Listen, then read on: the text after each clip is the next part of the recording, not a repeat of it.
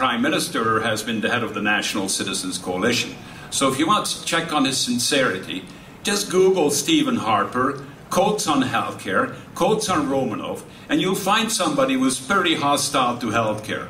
Now the fact of the matter is, there's an $11 billion hole in the Conservative budget. And the only place he's going to be able to get that from is cut healthcare. You know, it's bad enough that back in '93 they left this country nearly bankrupt.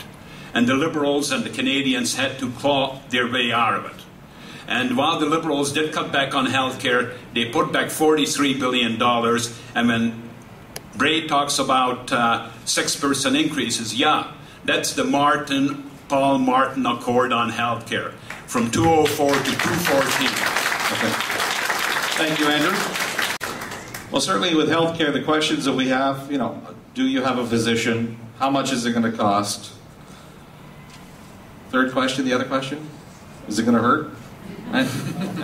Is it a Band-Aid solution? Question though, based in Waterloo region of Waterloo has historically received funding for hospitals and other critical healthcare services at a per capita level much lower than the rest of Ontario.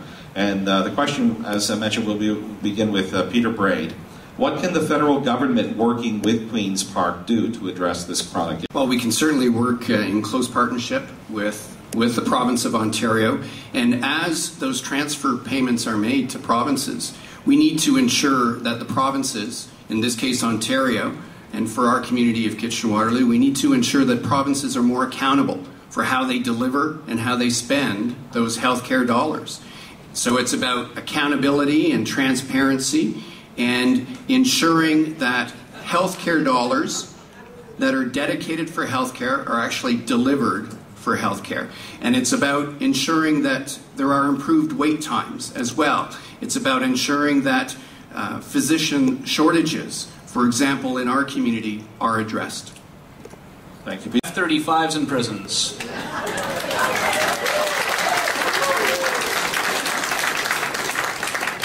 Moving on from those two topics, certainly we need to improve the money that we're giving to the provinces and make sure that it's going to places where it's needed. Wait times are getting longer than ever. Back to the broken leg again. I had to wait over 6 hours in order to have it x-rayed and looked at, and then was sent on my way. Not only that, my orthopedic surgeon, although to his credit, he did a fantastic job, but is so overworked, and believe it or not, Canada is turning away orthopedic surgeons because we don't have enough funding to pay for them.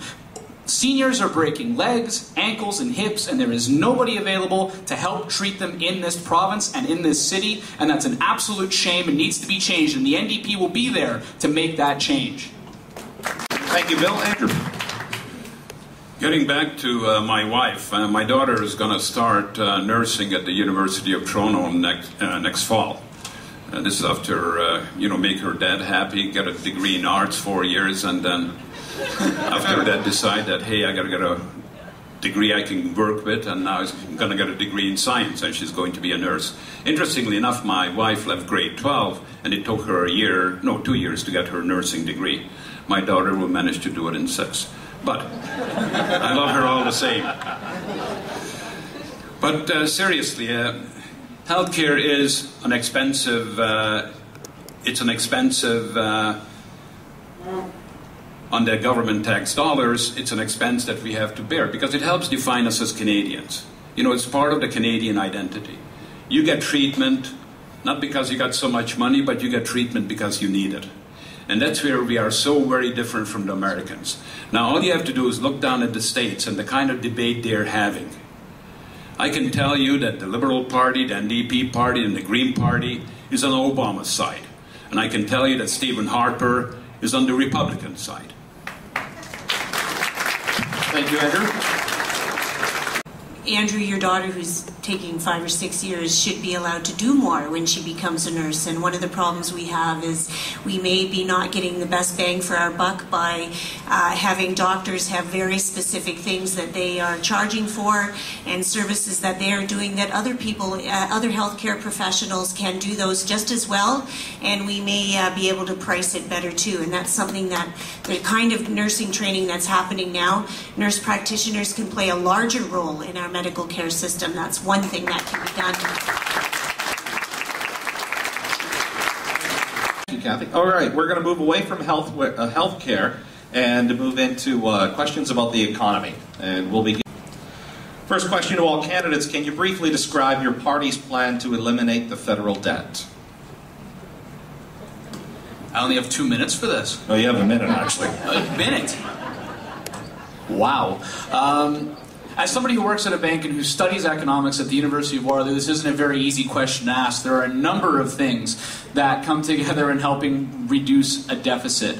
Now, the one thing we have to do when we reduce a deficit is make sure that we don't go from full federal funding for projects one day or 1 year and then cut everything off and then see that recovery stop dead in its tracks. I do agree that reducing deficits is a very good idea and promotes the strength of Canada at home and abroad, but we also need to make sure that that debt is reduced responsibly by making sure that services aren't cut in such a way that Canadians who need them won't have access to them. So the NDP is taking a look at the current tax structures that are available and making sure that those who are paying enough tax, certainly I don't think individuals need to be taxed anymore, but we need to take a look at other payers within the system, namely larger businesses, in order to make sure that as we come out of this recovery that our services stay strong.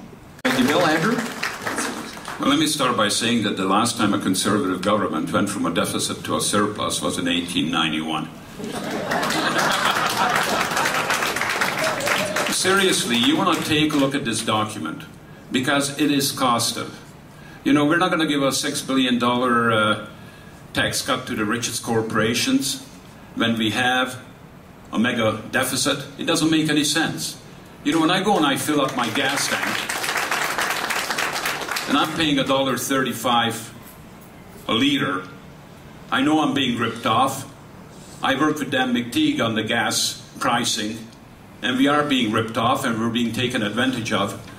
Now, I really don't feel like I want to reach into my pocket after I pay those gas prices and give the gas companies a corporate tax cut.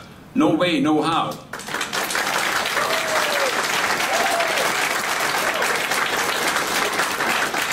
That's what Stephen Harper wants to do. And Michael Ignatieff was very clear. There'll be no raising taxes, period. But there will be no subsidizing corporate tax cut. And the local candidate and Stephen Harper at some point, maybe during this campaign, maybe sometime they'll start telling the truth. Thank you, Andrew. Time tonight to respond to his thing about the price of gas, but I'm not going to do that here. But I'm definitely going to respond to that because it's part of the lack of leadership and understanding of where the world is at in terms of energy. The Green Party has a fully costed budget, and we want to deal with the deficit and the debt. And we have a plan to eliminate it in 4 years. I can't go into all the details in like 20 seconds, so go to www.greenparty.ca for all the details in that. A green economy is one that recognizes that we have to live within our means. And I'm going to comment on the Conservatives' plan, okay? This is a myth that the Conservatives are good economic managers. Actions...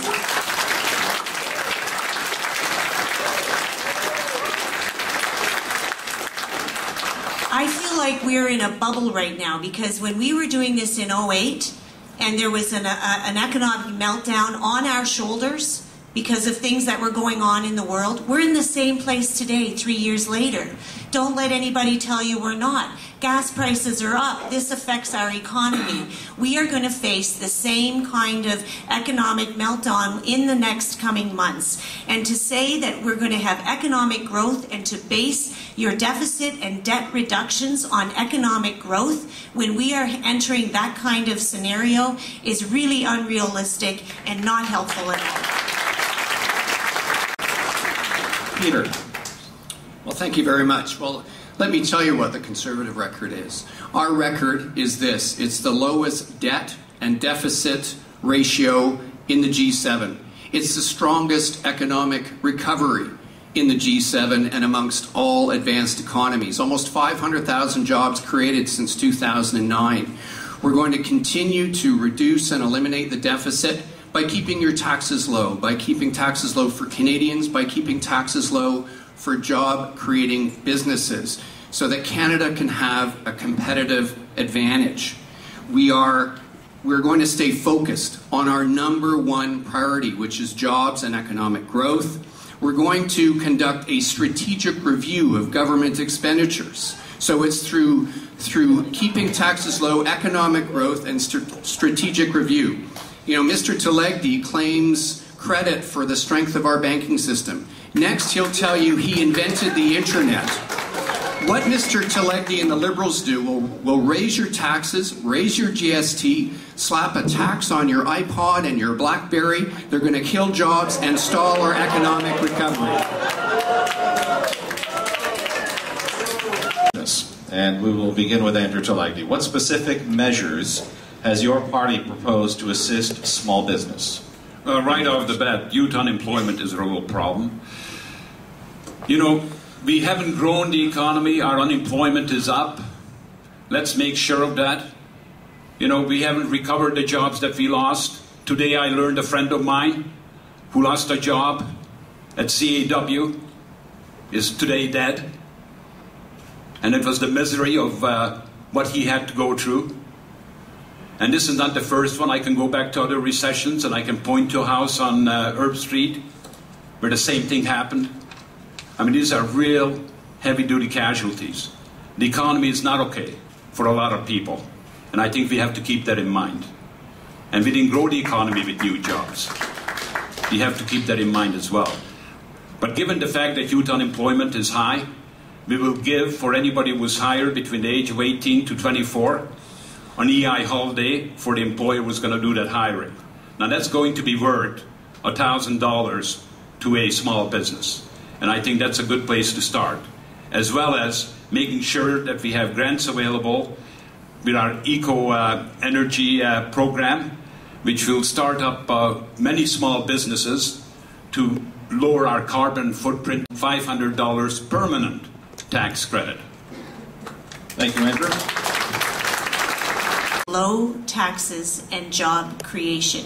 We have research that establishes there is no relationship. We need to be more creative in the way we create jobs.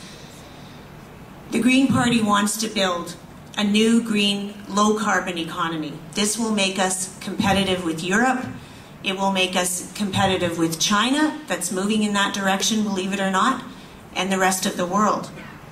The Green Party would create a green venture capital fund for startups and a program that provides matching funds to local investors.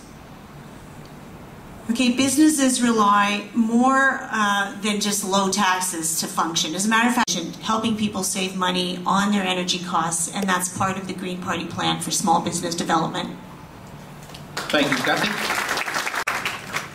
Thank you very much. Well, supporting small business is absolutely critical. Small business is the engine of our economy.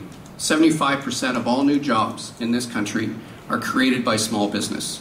We have provided significant support for small business already by lowering the small business tax rate, by freezing EI premiums during the global economic downturn.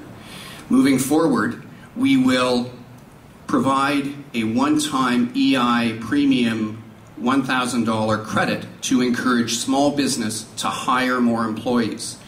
And we will, again, by focusing on our number one priority of jobs and economic growth, create the backdrop and the foundation for all business, including small business, to succeed. Lastly, from a pension perspective, we also introduced the new pooled registered pension plan, specifically for employees who work for small businesses, so that they can have access to retirement savings, the same type of retirement plans that someone has access to working for a large company. So we have implemented that in consultation with the Canadian Federation of Independent Business and Small Businesses across Canada. And this is a wonderful initiative, not only for small business, but for our community of Kitchener-Waterloo, given that we are one of the financial services capitals.